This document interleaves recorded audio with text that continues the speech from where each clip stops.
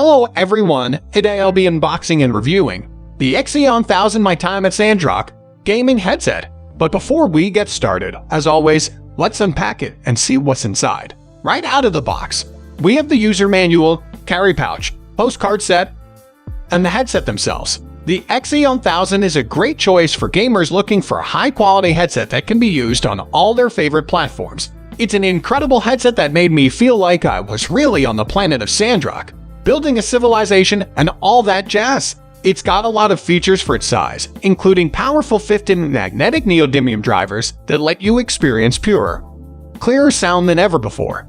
This headset has a super comfortable, adjustable headband and soft ear cuffs that will give you the all-day comfort you need to win your gaming tournament. In terms of sound quality, I found the bass to be pretty good, not super heavy, but still punchy enough that they weren't just kind of there. The mic is fully adjustable, which makes it easy to get the perfect position so your teammates can hear you clearly. This model's microphone features a cardioid pickup pattern for precise voice isolation that's sensitive to your speech while suppressing noise coming from the back and the sides. There are also inline controls for volume adjustment and muting of the microphone.